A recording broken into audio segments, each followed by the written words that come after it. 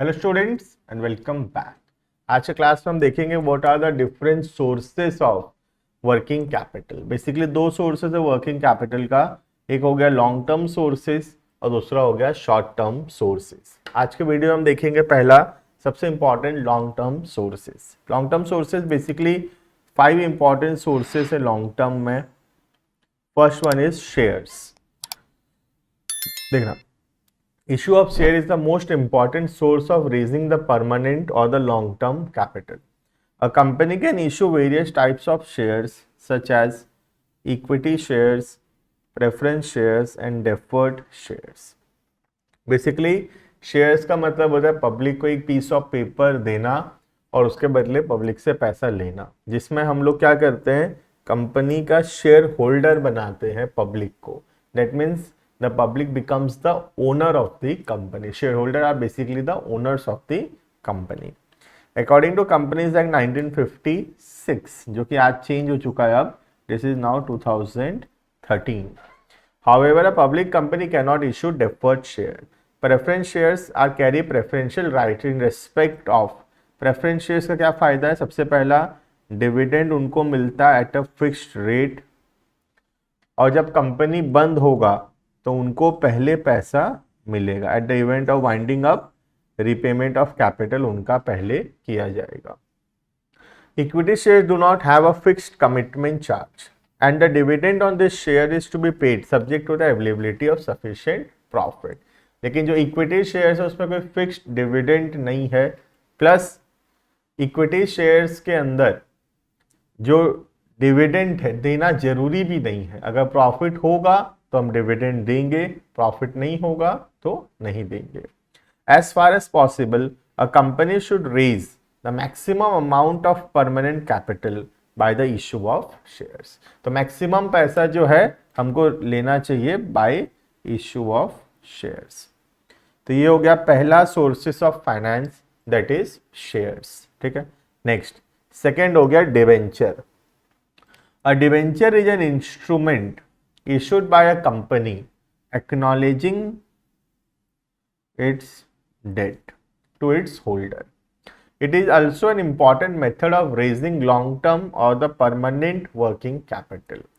The debenture holders are the creditor. Debenture holder क्या है? Company के क्रेडिटर्स के जैसे हैं। इनको कंपनी इनसे पैसा लिया है और बदले में इनको हर साल इंटरेस्ट पे करेगा। प्रॉफिट हो या ना हो फर्क नहीं पड़ता, इंटरेस्ट हर साल देना पड़ेगा।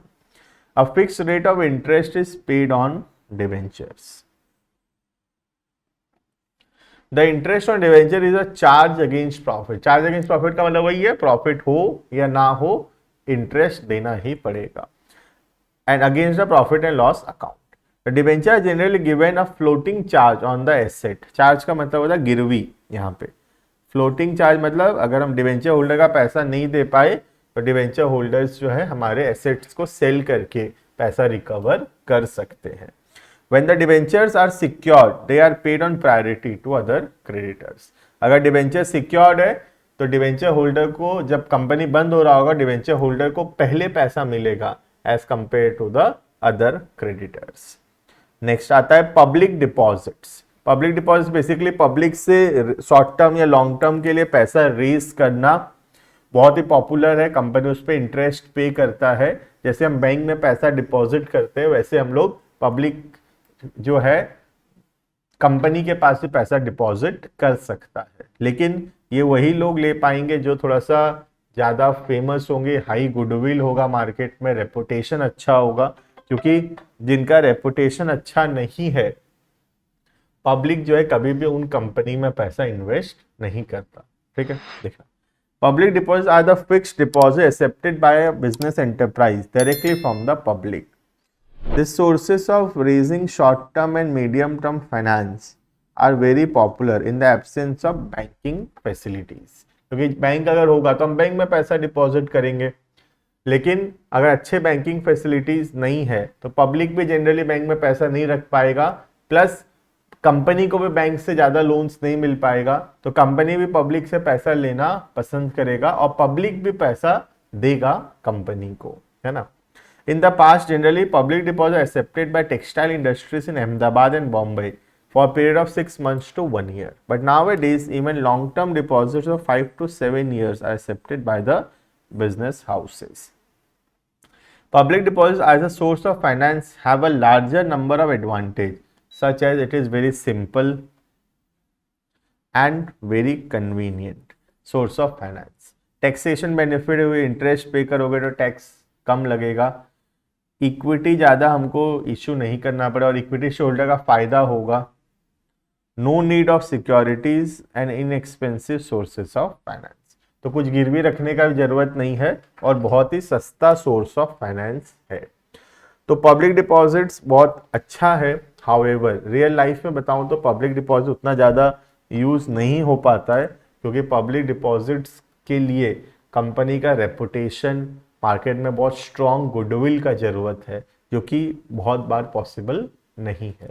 ठीक है, बहुत कंपनी नहीं ले पाएंगे उससे पैसा, और नई कंपनी तो पब्लिक डिपॉजिट नहीं कर पाएगी, क्योंकि नई कंपनी को कोई जानता ही नहीं है, तो कोई भी नया आदमी, कोई भी नया पब्लिक जो है पैसा नहीं लगाएगा कोई भी नई कंपनी में, right. Next, flogging back of profit, मतलब बेसिकली रिजर्व्स, जो पैसा हम कमाते हैं प्रॉफिट, उसको डिविडेंड के फॉर्म में डिस्ट्रीब्यूट ना करके अगर उस पैसे को हम बिजनेस में फिर से री इन्वेस्ट करते हैं, then that is called as reserves. ठीक है, ploughing back of profit means reinvestment by concern of its surplus earnings in its business. It is an internal source of finance and is most suitable. एक तो internal source है, suitable for expansion, modernization and replacement. This method of finance has a number of advantages as it is the cheapest, rather cost-free source of finance. There is no need to keep securities. There is no dilution of control. It ensures stable dividend policy and gains confidence of the public. तो बहुत ही अच्छा source of finance है, cheap है बहुत, कुछ भी assets गिरवी देने का जरूरत नहीं है, और जब कंपनी खुद का पैसा यूज करता है तो पब्लिक को ज्यादा भरोसा होता है उन कंपनियों के ऊपर। But excessive resort of flogging back of profit में लीड टू, अगर ज्यादा पैसा हम रखते हैं, monopolies, misuse of fund and over capitalization and speculations।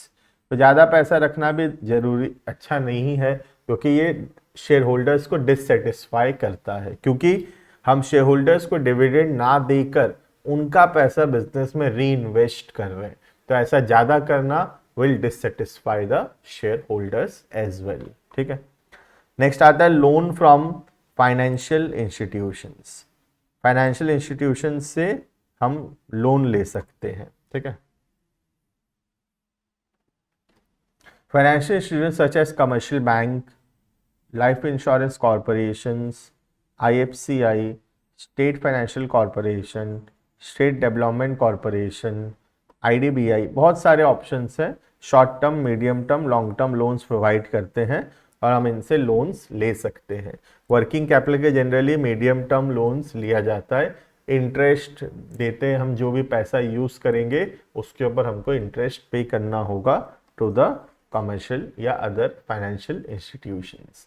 तो ये बहुत ही फेमस तरीका, बहुत ही कॉमन भी है बड़े बड़े फाइनेंशियल इंस्टीट्यूशन से लोन लेना। This is quite common in a business. Clear है ये? तो this are the sources of finance which is long term sources. Next video के अंदर अब देखेंगे what are the different short term sources of finance. ठीक है, एक ही में भी बनता है लेकिन मैं अलग अलग बना दे रहा हूँ। एक लॉन्ग टर्म का वीडियो अलग कर देंगे और दूसरा शॉर्ट टर्म का वीडियो अलग कर देंगे। दोनों एक ही टॉपिक के अंदर है, that is what are the sources of working capital. Clear है? मिलते हैं नेक्स्ट क्लास में, अभी के लिए इतना। Thank you and bye bye.